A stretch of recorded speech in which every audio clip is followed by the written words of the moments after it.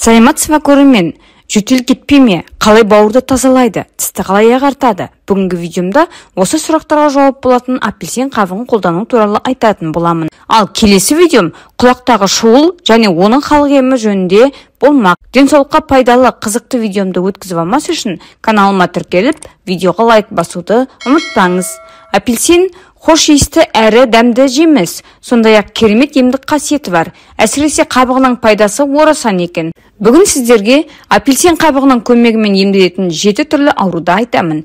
Егер сізді де осы аурулар мазалап жүрген болса, онда апельсин қабығынан дертіңізге дауа табыңыз. Апельсин қабығы А, Е, С және В тобындағы дәрумендердің қайнар көзі. Сонымен қатар кальций, темір, магний, натрий, калий, фосфор, селен, магний, мырыш, мыс секілді минералдарға бай.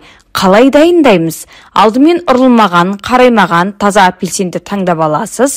Сосын жылы сабынды сумен тазалап жуасыз. Артынан майлыққа қойып, жақсылап құрғатасыз. Енді апельсиннің қабығын мұқият аршып, таза майлыққа қоясыз. Қабық әбден кепкен кезде орташа көлемде текшелеп тураңыз, немесе үккіштен өткізіңіз. Жөтелді емдейді.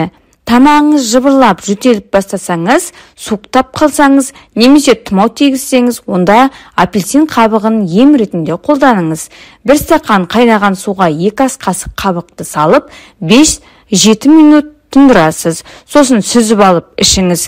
Тіпті жатын бөлмеңізге апельсин қабығын қойсаңыз да керемет әсер ететініне сеніңіз.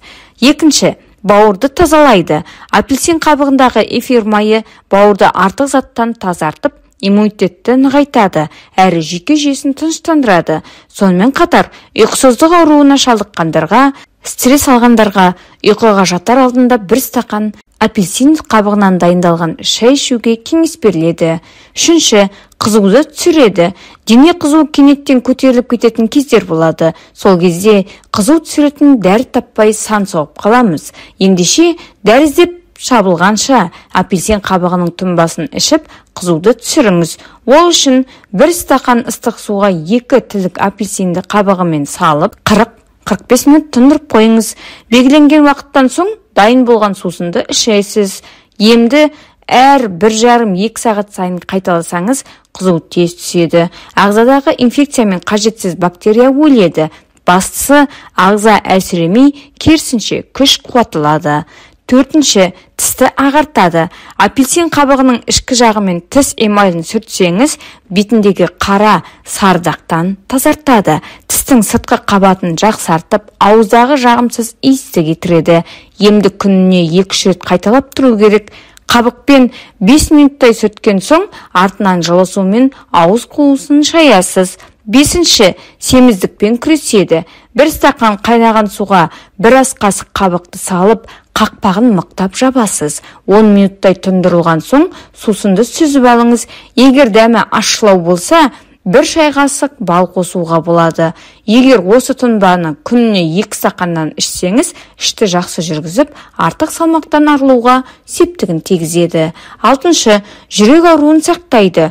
Егер сіз апельсин қабығынан дайындалған шайды үзбей ішетін болсаңыз, жүрек ауруынан сақтанасыз. Оның құрамындағы пектин қан қысымын қалыпты ұстауға, қандағы холестерин деңгейін реттеуге, қан тамырларды тазалауға ықпал етеді.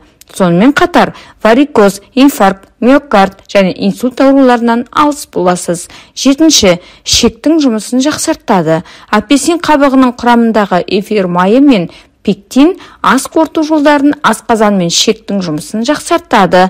Іш қатуды емдеп, қыжылды болдырмайды. Асқазаныңыз тамақтан жеңіл әрі тез қорытсын десеңіз, күніне 3 рет бірнеше жұтым апельсин қабығының тұнбасын ішіңіз.